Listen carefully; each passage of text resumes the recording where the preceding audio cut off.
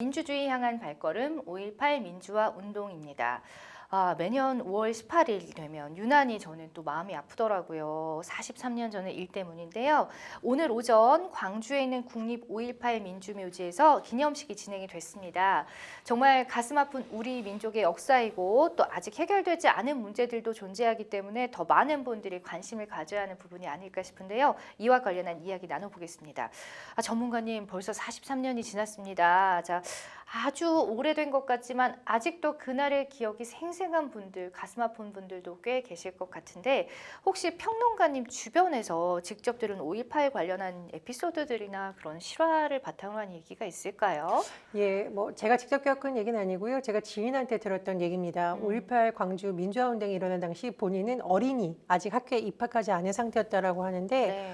곳곳에서 굉음이 들리고 우는 소리가 들려서 어릴 적 동화책에서 잠깐 그냥 봤던 전쟁이 일어난 줄 알았다.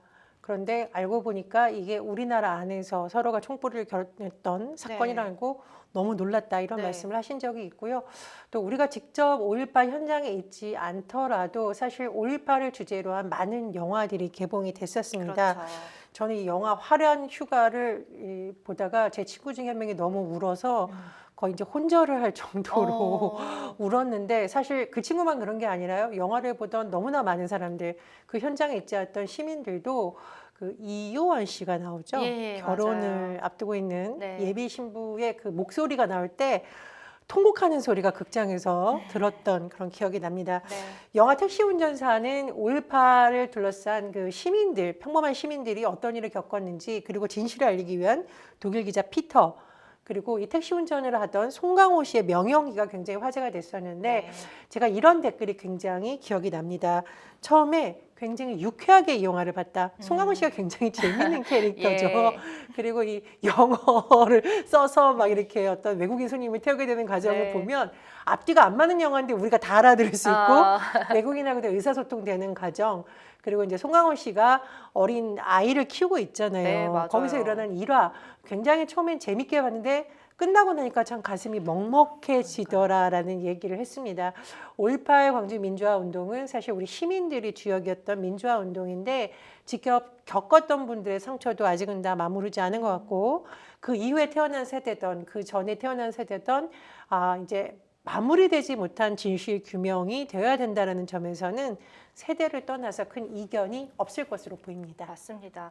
사실 저는 방송 때문이지만 실제로 광주에 가서 좀 어떻게 보면은 그 희생자 가족분들, 유가족분들을 또 만난 적이 있었어요. 얘기를 직접 듣는데 이게 우리나라 현실에서 직접 일어난 일인지 정말 너무 끔찍하고 가슴이 아프더라고요. 어떻게 또 위로를 해드려야 될지 정말 마음이 아팠는데, 일단 자세히 아직 모르는 분들도 요즘 또 젊은 세대들은 잘 모를 수가 있어요.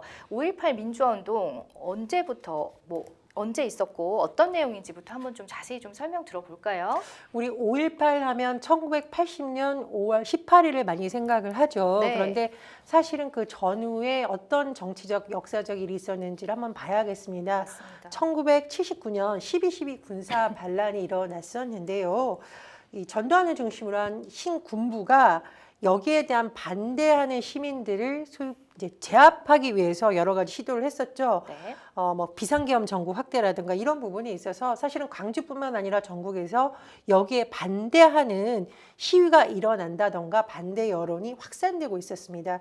그런데 대학들이 딱 개학을 한 3월이 되니까 본격적으로 이런 흐름이 나타나기 시작했고요.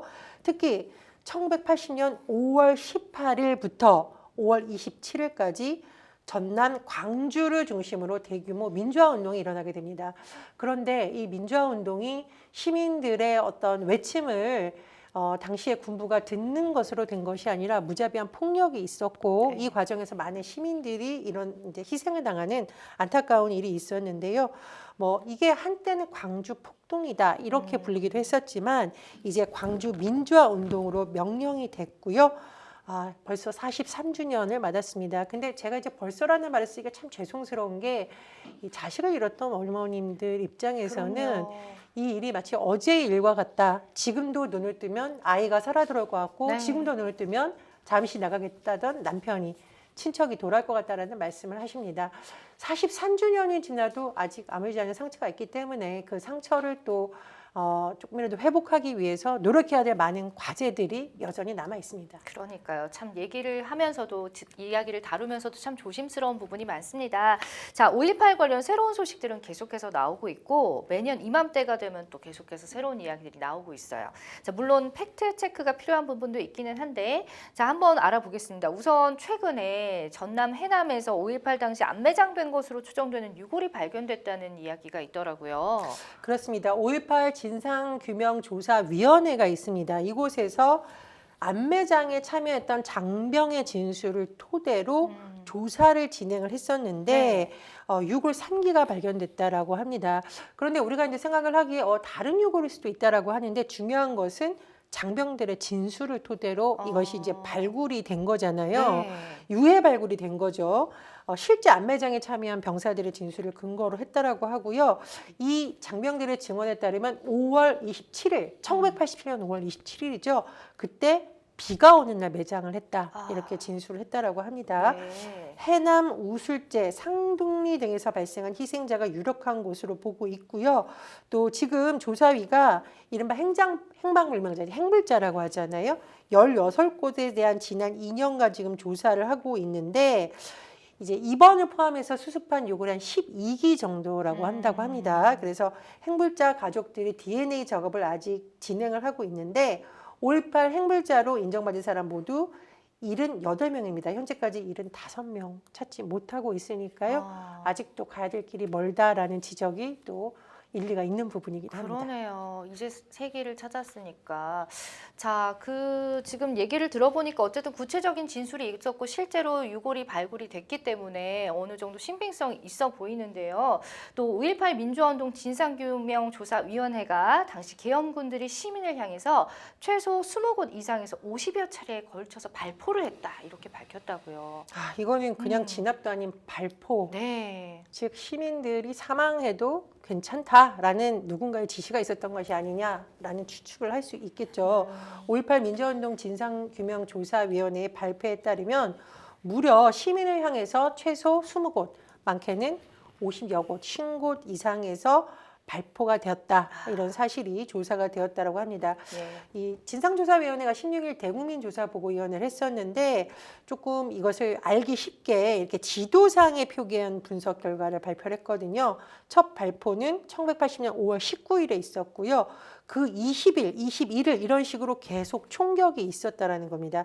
제가 말씀드렸듯이 최소 20곳, 많게는 50곳이라고 하는데 저는 뭐 시위 과정에서 불가피하게 뭐 진압을 했다 이런 논리가 있기는 합니다만 이게 발포를 했다. 네. 그것도 시민에게 그러니까요. 군인이 아닌 그것도 전쟁 상황이 아닌 상황에서 이 부분에 대한 진상규명 이제야 지금 사실 되는 부분도 있습니다. 네. 이 부분에 대해서는 앞으로도 더 많은 부분이 해야 될 것 같고요. 특히 보면 총상에 의한 사망자가 135명, 부상자는 300명이 넘었다라고 하는데 이게 지금 이번 조사 결과로만 나온 거죠. 네. 아직 마무리됐다고 보기 좀 미숙한 부분도 있기 때문에 네. 앞으로 추가 사망자라던가 추가 이 발포 가능성 또 배제할 수가 없는 상황입니다. 그런데요, 이 조사위원회 보통 이런 곳은 수십 년 동안 지속되는 조직이 아니죠. 네. 보통 이제 우리가 특별법에 근거해서 이런 위원회가 만들어지는데 2018년 5.18 민주화운동 진상규명을 위한 특별법을 근거로 2019년 12월 26일 시행되면서 네. 조사위가 만들어졌는데 이런 조사위의 기간이 종료가 되면 또다시 밝혀지지 않은 진실이 더 이상 발굴이 안 되는 거 아니냐는 우려가 되고 있거든요. 네. 언제냐? 오는 12월 26일 얼마 안 남았네요. 네, 위원회 기간이 종료가 됩니다. 위원회가 내년 6월 종합보고서를 채택하고 대정부 권고안을 제시한다라고 하는데 글쎄요, 5.18 희생자분들 입장에서 과연 이제 다 마무리됐다라고 볼 수 있는지 그렇다면 그 이후에 어떻게 돼야 되는지 또 다른 특별법이 필요한지에 대해서는 국회 차원의 심도 있는 논의가 반드시 필요할 것으로 보입니다. 그러게요. 자, 광주 시민들이 그때 당시 얼마나 공포스러웠을지는 정말 상상도 못할 정도일 것 같은데 자, 그때 뭐 앞서 말씀드렸지만 75명이 아직까지 행불자로 남아있는 상황이잖아요. 그 당시에 정말 행방불명된 사람들이 상당히 많았었는데 당시 당시 7살이었던 이창현 군의 마지막 행적이 최근에 또 확인이 됐다고 합니다. 예. 이게 아이를 잃은 부모님들이 가장 고통스러운 부분이 생사 확인이 안 될 때인 것 같습니다. 맞습니다. 이게 정말 이게 희망 고문이라는 말, 아이가 어디서 살아서 날 기다리지 않을까, 내가 못 찾고 있는 거 아닐까라고 하기 때문에 부모님들은 희망의 끈을 놓지 않고 여기저기 수소문하고 돌아가실 때까지도 눈을 못 감는 경우가 있죠. 네. 5.18 민주화운동 당시 이창영 군, 이제 부모님은 이제 행불자라고 보고 있습니다. 근데 초등학교 입학 2달 만에 행방불명, 당시 7살. 예. 이 부모님 입장에서 이 아이의 지금 사망이 확인되지 않은 상황에서 포기할 수가 없는 겁니다. 그래서 계속 광주로 가고, 근데 흔적을 찾을 수가 없어서 결국은 1997년에 이군의 묘비를 부모님이 세운 거죠. 그 뒤에 글귀인데 제가 사실 아까 이걸 읽다가 이거 방송할 수 있을까 눈물 나서 했는데 네. 내 아들 창현이를 아버지 가슴에 묻는다라는 글귀가 쓰여져 있다고 하고요. 결국 아버지는 아들의 어떤 생사 확인이라던가 존재 여부를 확인하지 못하고 돌아가셨는데 5.18 조사에 이번에 대국민 보고에서 확인된 것이 있습니다. 아마 이군이 당시에 버스에 오르는 장면, 그래서 혹시 해외 입양될 가능성은 점쳐지고 있다라고 하는데 프랑스 사진작가 패트릭 쇼벨이 예.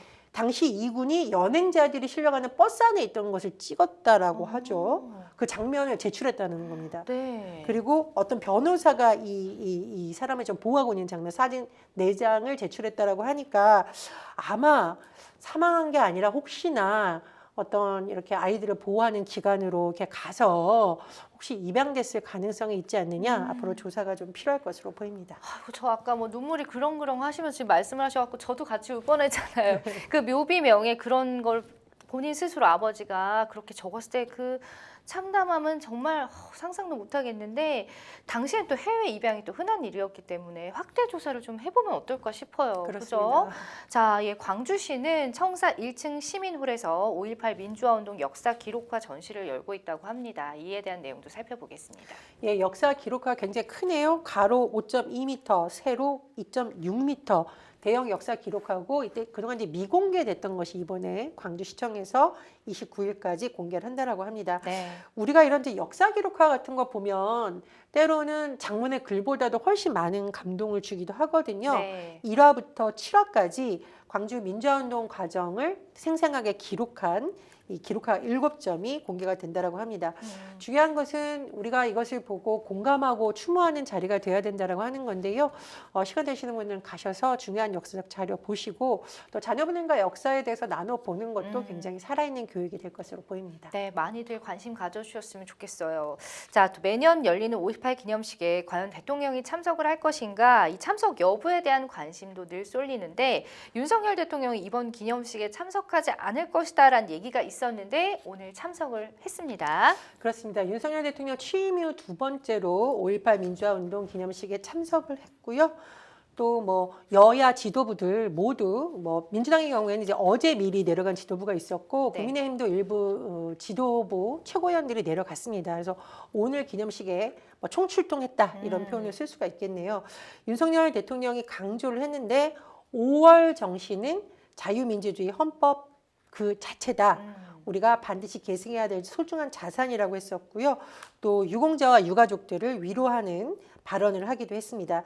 이 땅의 자유민주주의는 저절로 얻어진 것이 아니라 수많은 분들의 희생과 헌신으로 지켜낸 것이다. 이렇게 강조를 했고요. 이 임을 위한 행진곡이 5.18의 상징곡과 같잖아요. 네. 기념식의 이제 마지막 식순으로 보통 재창을 합니다. 예, 이 예. 재창이라는 것이 굉장히 중요하죠. 네. 과거에 재창 안 하고 합창단이 뭐 한다 해가지고 굉장히 시끄러웠고 맞아요. 또 정부라던가 일부 정치인들이 가서 끝까지 뭐 노래를 하지 않았다 논란이 있었는데 네. 윤 대통령이 같이 이렇게 주먹을 흔들며 이 노래를 또 재창을 하기도 했었는데 제가 다시 이제 5.18 임을 위한 행진곡을 뭐 재창이냐 합창이냐 뭐 시끄러웠을 때 정치부 기자였던 기억이 납니다. 근데 네. 사실 그때 보수 정당에 있는 의원들도 왜 이런 문제로 우리 국민들이 서로 다투고 해야 맞아요. 되냐. 네. 이제까지 재창에서 무슨 문제가 있었느냐. 5.18 민주화 운동은 해외에서도 지금 많은 공부를 하고 있는 역사적인 민주화 운동인데 더 이상 이런 문제를 정쟁으로 삼지 않았으면 좋겠다는 네. 쓴소리가 나오기도 했거든요. 예, 예. 어쨌든 윤석열 대통령이 이번에 같이 재창을 했기 때문에 이런 부분의 논란은 뭐 현 정부에서는 일어나지는 않을 것 같다. 네. 이런 생각이 들기도 하는데 네. 다만 이제 일부 지도자들로 불리는 정치인들이 음. 꼭 잘못된 발언으로 최근에 논란이 된 바 있죠. 그래서 음. 정치인분들은 더 이상 5.18 유가족들의 가슴에 상처를 주지 않도록 각별히 더 주의해야겠습니다. 맞습니다. 정말 속이 시원한 말씀해 주셨고, 자, 문재인 전 대통령도 어제 5.18 묘지를 참배한 것으로 알려져서 또 눈길을 끌었다죠. 예, 5.18 이제 민주화 이 운동 기간, 말하자면 추모 기간에 전직 대통령이 이렇게 참배라고 한 것은 첫 사례라고 하죠. 문재인 전 대통령 어제 17일 국립 5.18 묘지를 참배를 했었고요. 김정숙 여사와 함께 여러 가지 광주에서 예를 들면 이제 5월 어머니회를 만난다든가 활동을 했습니다. 참배를 하기 전에 이런 글귀를 방명록에 남겼는데 네. 5.18 민주 정신 언제나 우리 곁에 있습니다. 그리고 고 문작 열사의 묘소를 찾기도 했는데 저는 그 문 전 대통령이 이렇게 무릎을 굳혀서 묘비를 어루만지는 장면을 봤는데 사실 한 분의 전직 대통령이기도 하고 합니다만 많은 시민들도 같은 마음이지 않았을까 이런 생각이 들었고요. 또 보니까 일부 시민들하고 대통령이어서 대통령님 같이 사진 찍어요 막 하는데 네. 그러니까 정중하게 아유, 이 자리는 또 하면서 살짝 이제 좀 거절을 하셨는데 제가 좀 당부드리고 싶은 말씀이 있는데 이런 이제 기념식이라든가 우리가 아픈 역사를 하는 상황에서는 아무리 본인이 좋아하는 정치인들이 오더라도 뭐 소위 말하는 셀카를 네네. 찍는다든가 좀 자제해 주셨으면 예. 좋겠어요. 그래서 이제 이런 부분은 조금 정중히 거절하신 것 같고요. 그리고 중요한 부분이 있습니다. 대한민국 민주주의가 5.18 민주항쟁에 크게 빚을 졌다라고 문 전 대통령이 말씀을 하셨는데 이건 뭐 우리가 어떤 이념 지향을 떠나서 많은 국민들이 같은 생각을 하지 않을까 싶습니다. 예, 5.18 관련해서는 이념이라든지 정쟁은 좀 이렇게 삼갔으면 좋겠다라는 바람 개인적으로 가져보는데 또 전두환 씨의 손자 전우원 씨 굉장히 또 이슈가 되고 있는 인물이잖아요. 이렇게 전 씨 일가 중에 처음으로 5.18 묘지를 참배를 했습니다. 예. 예, 정작 그 역사적인 부분에 있어서 진실규명에 책임이 있거라든가 여러 가지의 사실을 밝혀야 했던 전두환 전 대통령은 이미 세상을 떠났고요.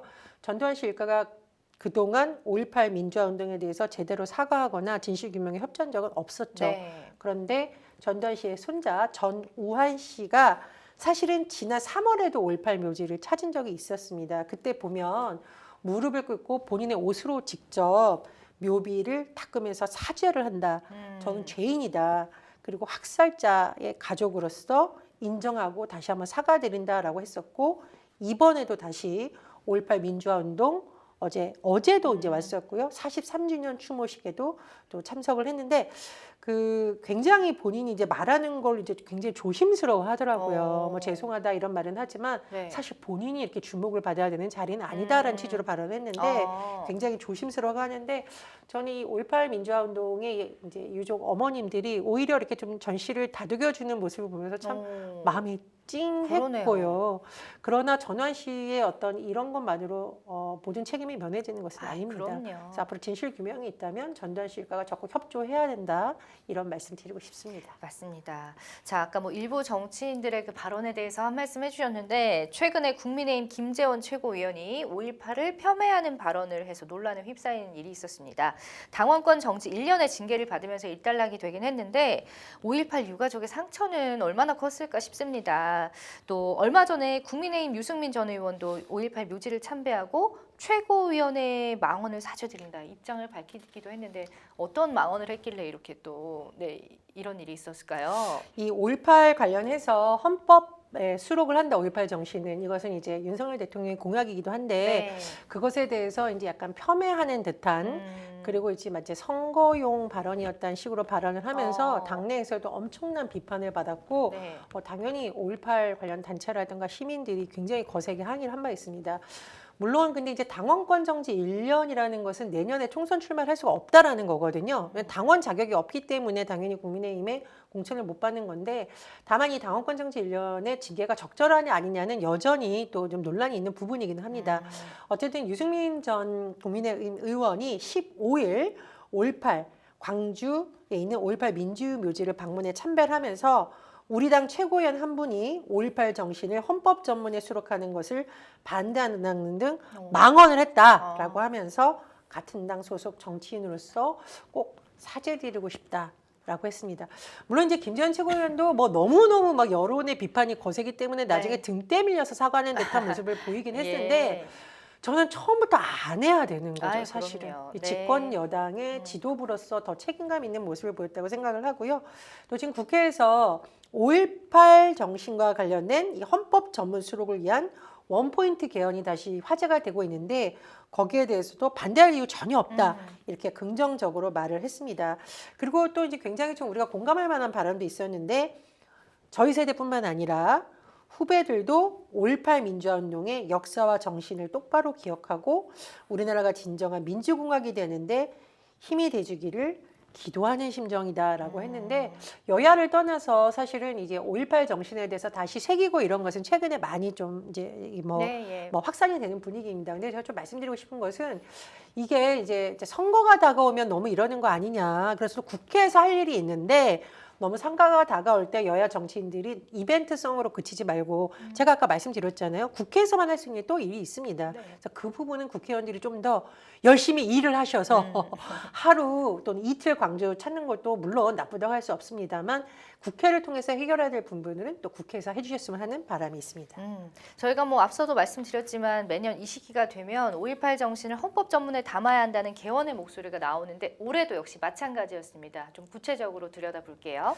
예, 제가 신문을 보니까 이런 제목의 기사가 있대요. 응답하라 1980. 이거 딱 들으면 예전에 드라마 제목 네네. 떠오르시죠? 근데 이제 드라마 제목을 조금 재밌게 채용했지만 내용은 굉장히 엄숙한 내용인데 광주시의회 본회의장에서 5명의 2030 세대 시의원들이 응답하라 1980 이렇게 외쳤다는 겁니다. 이거 뭐냐? 5.18 정신 헌법 전문에 수록하는 거 더 이상 미루지 말라. 여기서 1980은 1980년 5.18을 말하는 것이죠. 네. 그래서 민주당 소속 광주시 의원들이 또 이게 성명을 내고 계속 촉구를 하고 있는 상황이라고 하고요. 제가 말씀드렸듯이 5.18은 사실은 전 세계가 공감할 만한 민주주의의 정신을 담고 있다라는 점을 거듭 강조를 하고 있고 사실 이제 우리도 이제 금방 짚었지만 5.18 역사 왜곡이 아직 완전히 없어진 것이 아닙니다. 네. 뭐 일부 정치인들이 이런 발언을 했다가 뭐 선거 기간에 공천에서 탈락했지만 다시 공천을 받았더라. 지금 말씀하신 것처럼 또 징계를 받았더라. 또 일부 유명 인사들이 또 뭐 유튜브라든가 집회에서 한 발언이 여전히 논란이 되고 있는데 이런 거를 좀 우리가 이제는 끝내야 된다. 그래서 헌법 최상위법이라고 할 수 있겠죠. 나라의 근간이 되는 헌법에 이제 5.18 정신을 헌법 전문에 담자라는 주장이 나오고 있는 것이고요. 또 이제 전남지사 김영로 전남지사도 이런 노력 다 하겠다라고 강조했습니다. 광주시장, 뭐 당연히 해야겠죠. 강기정 광주시장도 대통령과 여야 대표가 5.18 정신 헌법 전문수로 미루지 말고 이제 해달라라고 또 요청을 하기도 했습니다. 네, 또 한편 이재명 더불어민주당 대표 또한 5.18 민주화운동의 헌법 전문 수록을 위한 원포인트 개헌을 추진할 것을 정부와 여당에 촉구하기도 했다고 합니다. 그렇습니다. 이재명 대표의 주장을 요약을 해보면 내년 총선에 맞춰서 하자 정부 여당이 협조해 달라라는 네. 건데 이게 사실은 여야의 공통 공약이라고 할 수 있거든요. 그러니까 더 이상 미루지 말고 하자라는 것이 이재명 대표의 주장입니다.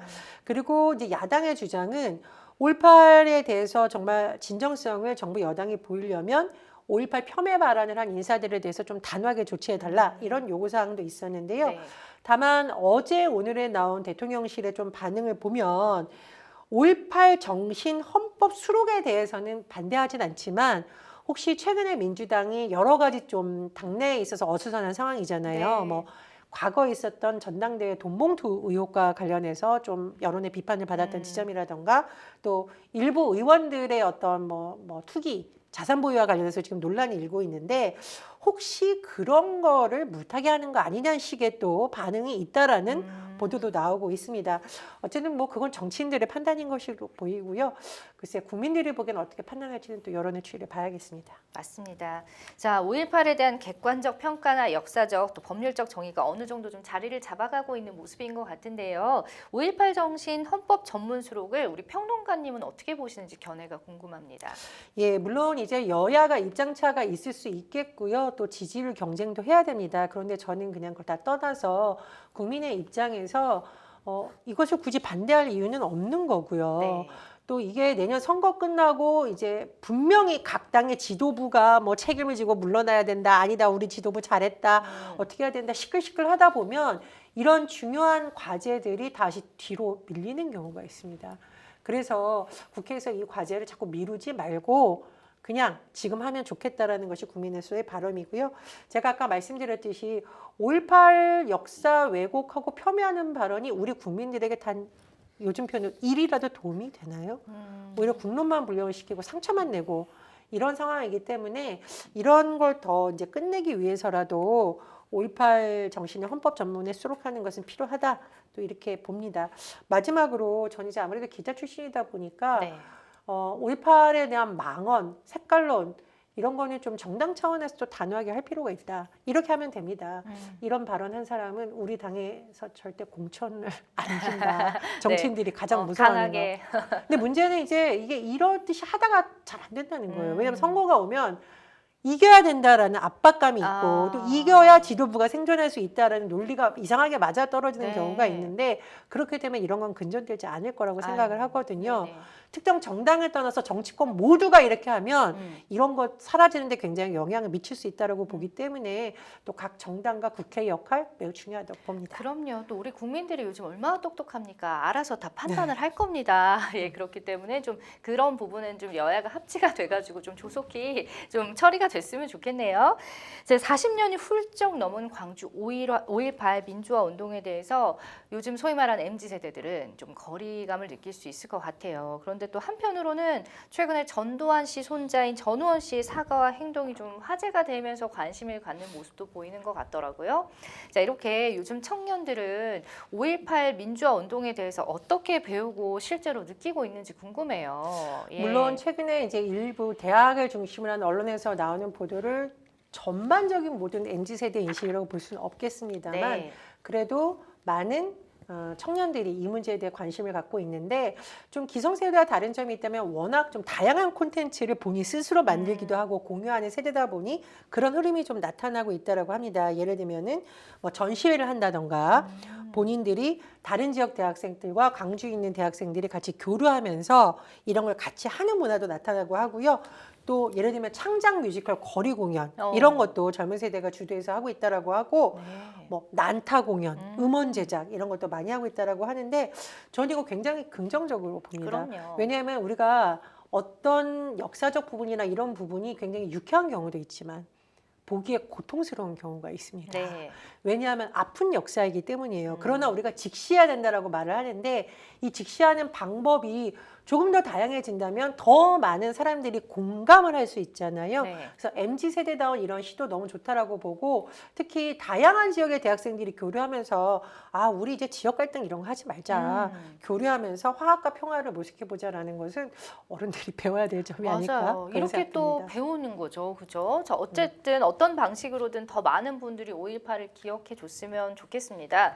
자, 5.18 학살 주범이라고 불리는 정직 대통령이 고 전두환 씨는 생전 자신은 5.18과 관계가 없다 이런 입장을 고수했었는데 5.18 민주화운동 강경 진압의 실제 책임자를 규명하기 위한 핵심 쟁점 바로 지휘체계 이원화입니다. 어떤 내용인지 설명 좀 해주세요. 예, 쉽게 말하면 군은 우리가 쉽게 얘기하면 상명하복 조직이잖아요. 네. 그래서 지시를 하면 따른다. 즉 지휘권이 있냐 없냐 이렇게 좀 해석을 할 수 있겠습니다. 네. 전두환이 주장했던 논리를 보면 5.18 당시 보안사령관과 중앙정보부장 서리에 불과했다. 그래서 5.18을 진압한 계엄군 부대의 지휘권이 나는 없었다.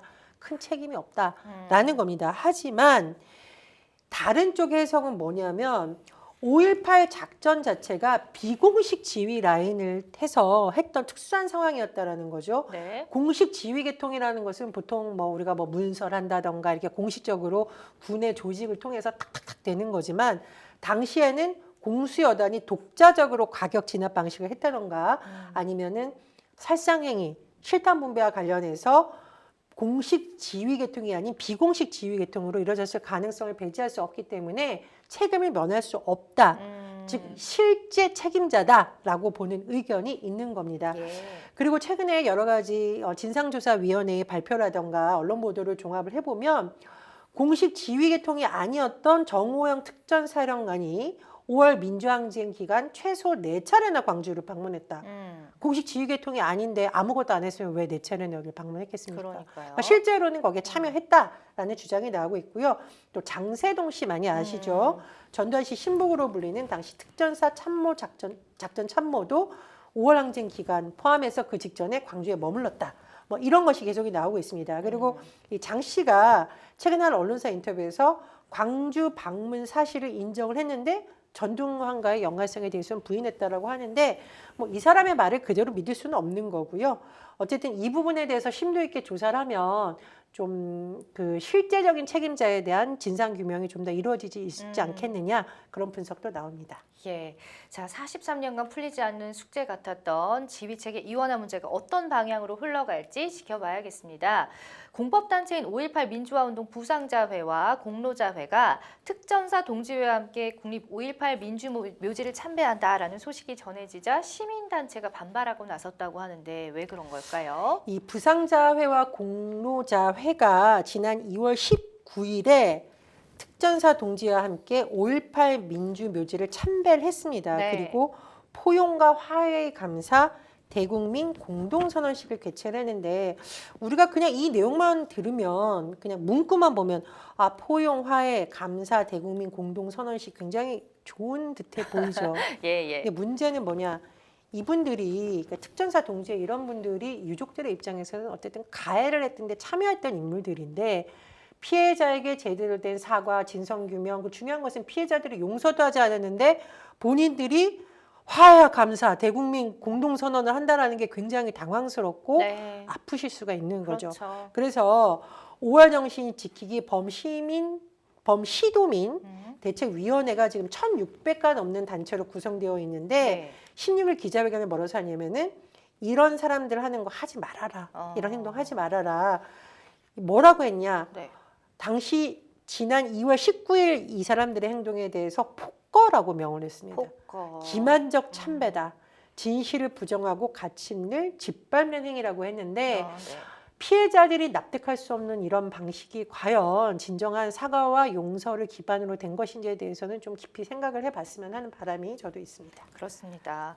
자, 5.18 민주화운동 부상자와 공로자회 그리고 대한민국 특전사 동지회 용서화해 뭐 대국민 공동선언식 묘지 기수천배 이런 것에 대해서 이제 평론가님 의견까지 들어봤고요. 자, 그런데 또 이건 무슨 얘기인가요? 5.18 민주화운동 43주년 전야에 광주 도심에서 이륜차 무리의 난폭 질주가 있었다고 하는데 이게 뭔가요? 예. 이른바 폭주족이죠. 네. 자동차 무단으로 개조해서 도로에서 난폭 운전을 한 28명이 불구속 입건됐다고 합니다. 저는 이분들이 꼭 이 시기에 이렇게 폭주를 해야 되는지 네, 뭐 이벤트인가요? 뭔가요? 이게 그렇습니다. 도대체? 무슨 네. 생각인지는 모르겠지만 이런 거는 좀 정당화될 수가 없고 특히 그럼요. 5.18 이제 전야제라던가 뭐 길거리 행사라던가 전국 곳곳에서 오늘 시민들의 참여가 굉장히 많기 때문에 대형 사고로 이어질 수 있습니다. 네. 본인만 위헌한 게 아니고 추모 행사에 참여하고 있는 시민들도 다칠 수 있기 때문에 이런 부분 좀 주의해 주셨으면 좋겠고요. 광주 지역에서 활동하는 뭐 배달 기사다, 음주운전, 무면허 운전했다라고 하는데 아이고.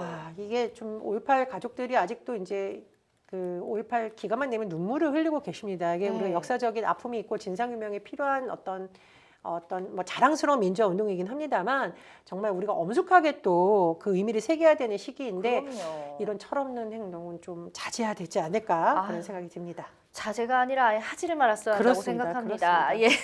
자, 괜한 이벤트와 사고로 5.18의 의미를 훼손해서는 절대 안 되겠죠. 자, 43년이 지났지만 아직도 풀리지 않는 문제를 껴안고 있는 5.18 민주화 운동은 여전히 현재 진행형입니다. 평론가님, 우리가 이 5.18 민주화의 운동을 어떻게 기억해야 되고 앞으로 또 어떻게 대해야 하면 좋을까요? 아까 말씀드렸듯이 5.18 민주화운동에 대해서는 전 세계적으로도 많은 연구가 또 이루어지고 있고 우리나라도 여러 가지 뭐 특별법이라던가 이런 부분을 통해서 과거보다는 많은 부분이 그래도 역사적 진실에 접근하는 쪽으로 갔다고 볼 수 있습니다. 그러나 그럼에도 불구하고 아직까지 진상 규명이 되지 않은 부분들 남아 있고요. 네. 또 제가 아까 말씀드렸듯이 위원회 활동 기간이 종료된 이후에는 또 어떻게 될지 우리가 예측하기 어려운 상황입니다. 시민들이 많은 관심을 가질수록 국회도 책임감을 갖습니다. 그리고 설사 시민들이 먹고 사는 문제로 일일이 이런 걸 챙기지 못하더라도 그렇죠. 챙겨야 되는 것이 또 국회의 역할이기도 합니다. 우리가 이 5.18 다가오는 시기에만 반짝 관심을 갖는 것이 아니라 우리 세대가 또 미래 세대가 또 지금 생존하시는 희생자분들이 역사를 바로 세우는 책무가 있다라는 마음으로 관심을 가진다면 진상규명 활동이라던가 앞으로 국회에서의 활동에서도 더 탄력이 받지 않을까 그런 생각이 들고요. 우리 MC님께서 너무 잘 말씀해 주셨는데 이렇게 5.18 가족들 가슴에 상처내는 행위는 자제가 아니라 네. 근절되어야 된다라는 말씀을 드립니다. 맞습니다. 정말 활동 기간을 진상규명에 대한 두지 않았으면 어떨까 싶은 또 아쉬움도 있는데요. 어쨌든 이제 올 12월에 종료가 된다고 하지만 우리 국민들, 또 당사자들이 아니더라도 또 우리 민족에서 일어난 너무 가슴 아픈 사건이기 때문에 지속적인 관심을 좀 가지면 어떨까라는 좀 당부 말씀 드리고 싶습니다. 자, 오늘 5월 18일, 오늘뿐만 아니라 앞으로도 계속해서 좀 기억을 해주셨으면 좋겠습니다.